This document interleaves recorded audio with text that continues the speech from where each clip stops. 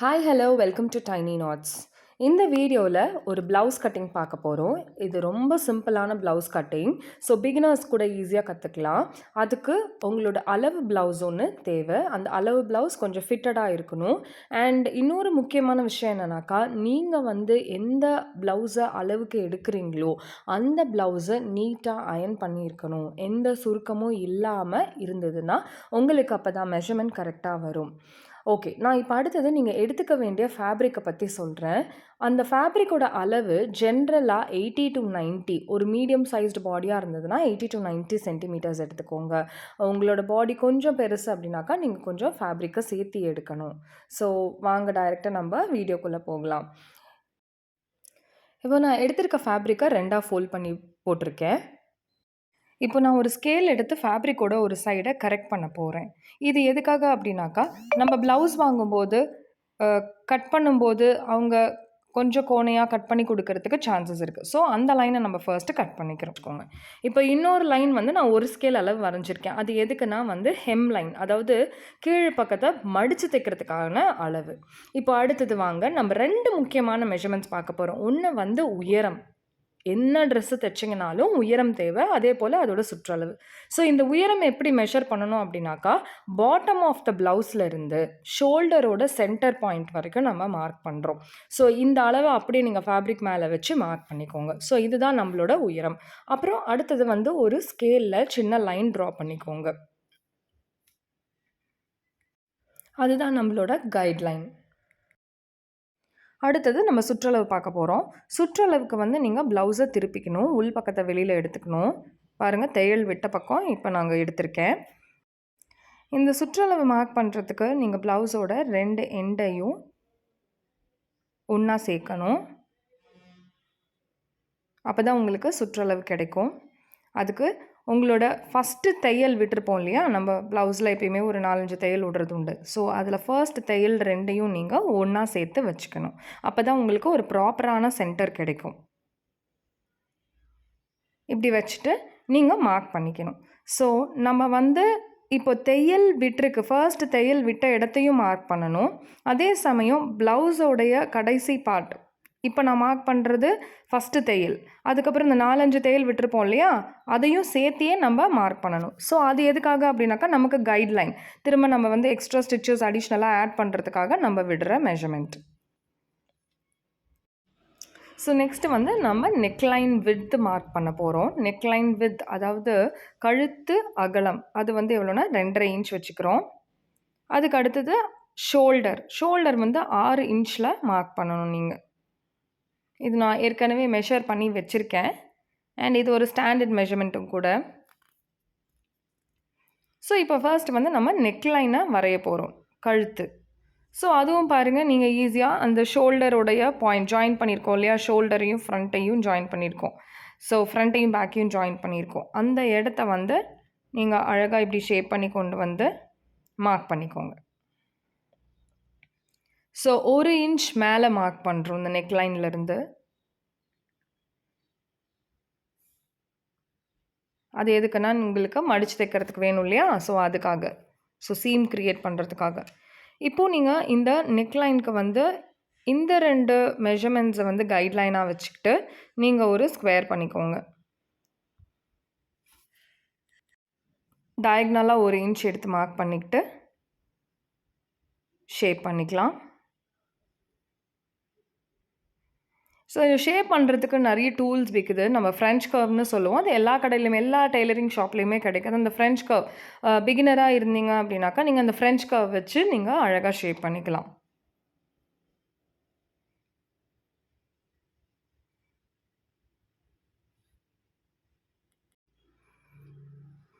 திரும்பவும் ப்ளவுஸை மடித்து இப்போது நம்ம பேக் நெக்கை மெஷர் பண்ண போகிறோம். பேக் நெக் டெப்த்து பண்ண தேவையில்லை, பட் பேக் நெக்கை நீங்கள் மெஷர் பண்ணணும். அது பாருங்கள், நீங்கள் இப்படி சென்டர் ஃபோல்டு எடுத்துக்கிட்டு மார்க் பண்ணிக்கோங்க. ஸோ இதுக்கு முன்னாடி நம்ம பண்ணியிருக்கிறது ஃப்ரண்ட் நெக்லைன். இப்போ நம்ம மெஷர் பண்ணியிருக்கிறது பேக் நெக்லைன்.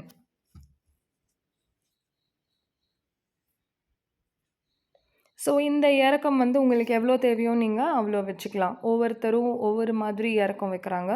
ஸோ அது உங்களுக்கு தகுந்த மாதிரி நீங்கள் வச்சுக்கலாம் இந்த இறக்கத்தை. திரும்பவும் இதையும் நம்ம ஷேப் பண்ண போகிறோம் அழகா. ஸோ இந்த நெக்லைன் தான் நீங்கள் வந்து பின்னாடி நெக் வைக்கும்போது உங்களுக்கு ஒரு நெக்லைன் வேணும், இல்லை கிளாஸ் நெக்லைன் வேணும், இல்லை ஒரு ஸ்வீட் ஆர்ட் நெக்லைன் வேணும், இல்லை நெக்லைன் வேணும். அது உங்களோட சாய்ஸ். நீங்கள் என்ன மாதிரி வேணாலும் இந்த லைனை ஷேப் பண்ணிக்கலாம்.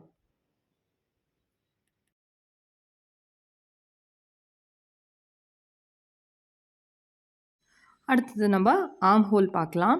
ஆர்ம் ஹோல் வரைகிறதுக்கு முன்னாடி நம்ம ஒரு கைட்லைன் வரைஞ்சிக்கலாம். ஸோ இப்போ நீங்கள் ப்ளவுஸை இந்த மாதிரி பண்ணிவிட்டு எப்படி ஃபோல்ட் பண்ணிக்கணும் அந்த ஆர்ம் ஹோலில். ஸோ அதை இந்த பாயிண்ட்லேருந்து அந்த பாயிண்ட் வரைக்கும் இந்த ஷேப்பாக கொண்டு வந்துட்டு மார்க் பண்ணிக்கோங்க. ஸோ இந்த உயரம் பார்த்திங்கன்னா 5 இன்ச். இதுவும் ஒரு ஸ்டாண்டர்ட் மெஷர்மெண்ட் தான்.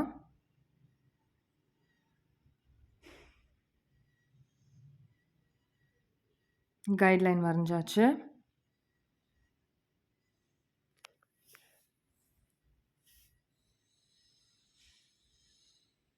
ஆர்ம் ஹோல் ஷேப் பண்ண போகிறோம். அதுக்கு 1.5 இன்ச் எடுத்துக்கிறோம்.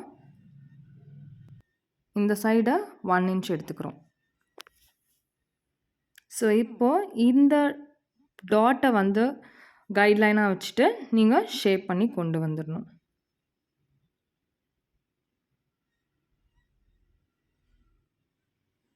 ஸோ ஒரு 1/2 இன்ச் 1/4 இன்ச் டிஃப்ரென்ஸில் இன்னொரு லைன் மார்க் பண்ணிக்கோங்க. அது எதுக்காக அப்படின்னாக்கா கொஞ்சம் ஃபிட்டிங் வரும் அப்படிங்கிறதுக்காக தான் இன்னும் கொஞ்சம் நம்ம அந்த ஆர்ம் ஹோலை எக்ஸ்டெண்ட் பண்ணுறோம்.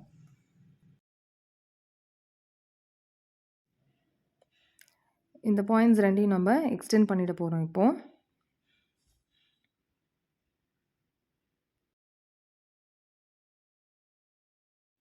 ஸோ முதல்ல நம்ம முன்கழுத்துலேருந்து ஆரம்பிக்கலாம். முன்கழுத்து 3 மென்ஷன் பண்ணியிருக்கேன். ஸோ அதுலேருந்து நம்ம கட் பண்ணிக்க ஆரம்பிக்கலாம். ஸோ இப்போ என்டையர் பிளாக்கையும் நம்ம கட் பண்ண போகிறோம்.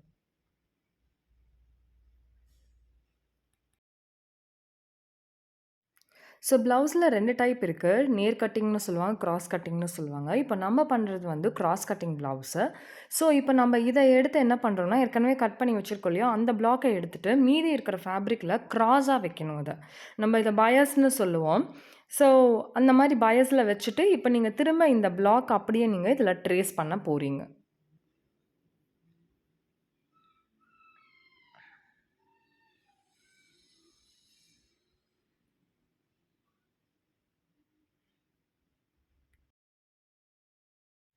ஸோ இப்போ நம்ம ட்ரேஸ் பண்ணியிருக்கிறது தான் நம்மளோட ஃப்ரண்ட். இதுக்கு முன்னாடி நம்ம கட் பண்ணி எடுத்தது பேக்.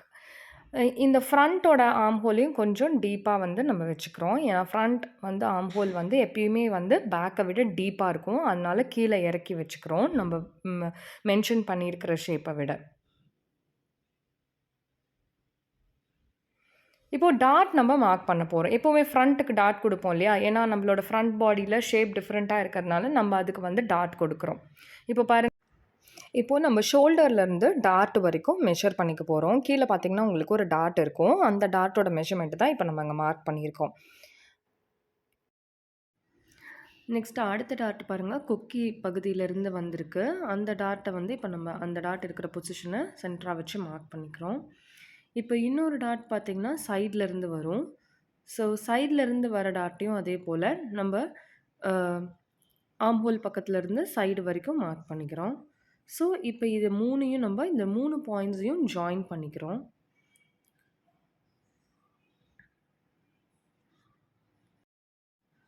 ஸோ நெக்ஸ்ட்டு வந்து பார்த்திங்கன்னா உங்களுக்கு சைடில் வந்து ஒரு 4-5 தடவை நம்ம தையல் விட்டுருப்போம். அந்த தையலோட அளவு தான் நம்ம இப்போ மார்க் பண்ணியிருக்கோம். அடுத்தது இந்த டாட்டோட எக்ஸ்டென்ஷன்ஸ்.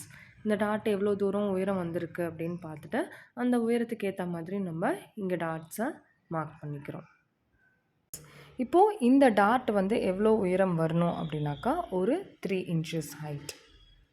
இப்போது இந்த லைன்லேருந்து 1 inch ஆன் போத் சைட்ஸ், 2 பக்கமும் 1 inch மெஷர் பண்ணி மார்க் பண்ணிவிட்டு நெக்ஸ்ட்டு ஹூக் மாட்டுற இடத்துல இருக்கிறதுலேருந்து ஒரு டாட்டும் ஆர்ம் ஹோல்லேருந்து ஒரு டாட்டும் வந்திருக்கு உங்களுக்கு. ஸோ அது ஏற்கனவே நம்ம மார்க் பண்ணி வச்சுருக்கோம். அந்த டாட்ஸையும் நீங்க ஜாயின் பண்ணிக்கலாம். பட் இந்த 3 டாட்டும் 1 1/2 இன்ச்சு கேப்ல தான் வந்து மீட் பண்ணணும். ஸோ ஒரு பர்ட்டிகுலர் பாயிண்ட்ல அது மீட் பண்ணாது.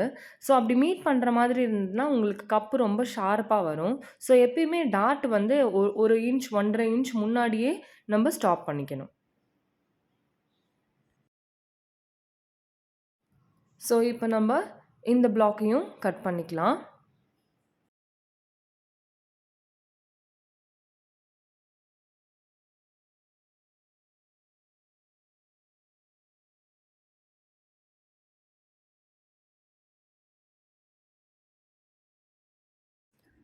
இப்போ இந்த இடத்தெல்லாம் நம்ம சின்ன சின்னதா ஃபோல்ட் பண்ணி மார்க் பண்றோம். அதுக்கு பேரு நம்ம நாட்சஸ்ன்னு சொல்லுவோம். ஸோ இது எதுக்காக அப்படின்னாக்கா வந்து, நம்ம ஈஸியா ஜாயின் பண்ணிக்கிறதுக்காக இந்த மார்க்ஸ நம்ம பண்றோம்.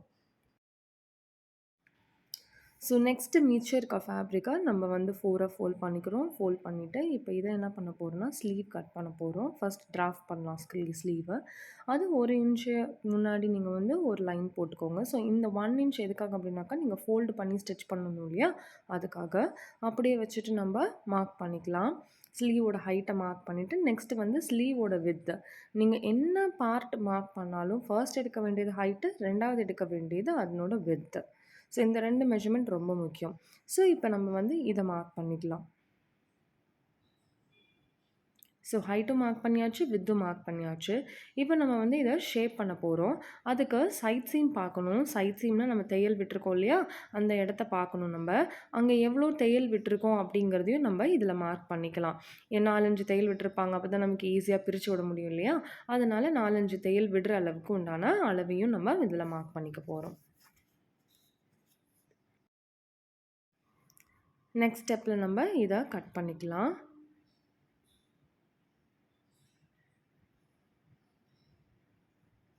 நாட்ச் பண்ணிக்கோங்க இந்த இடத்துல. ஸோ இது எதுக்காக அப்படின்னாக்கா ஜாயின் பண்ணணும்.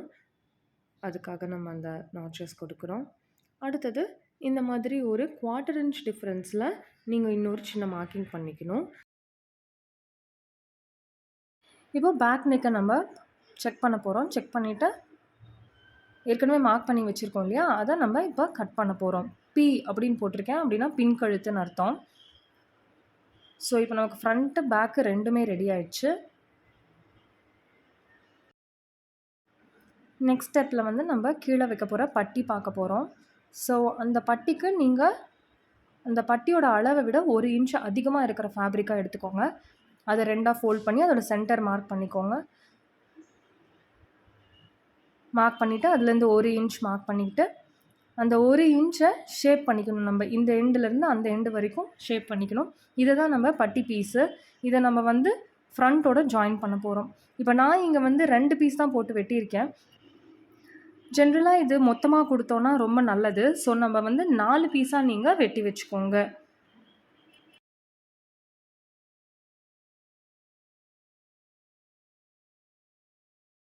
அடுத்தது நம்ம ஓப்பனிங் பீஸ் பண்ண போகிறோம். அந்த ஓப்பனிங் பீஸுக்கு 2 பீஸ் வேணும்.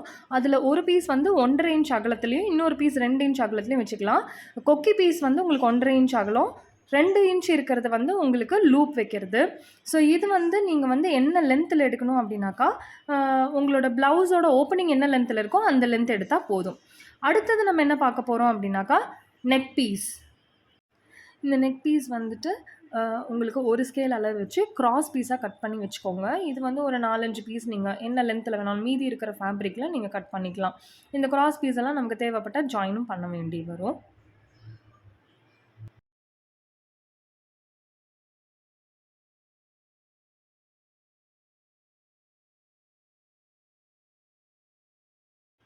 ஸோ இப்போ நம்ம தேவையான பீசஸ் எல்லாம் கட் பண்ணி வச்சுட்டோம். இந்த வீடியோ உங்களுக்கு பிடிச்சிருந்ததுன்னா லைக் பண்ணி, கமெண்ட் பண்ணி, ஷேர் பண்ணுங்கள். தேங்க்யூ.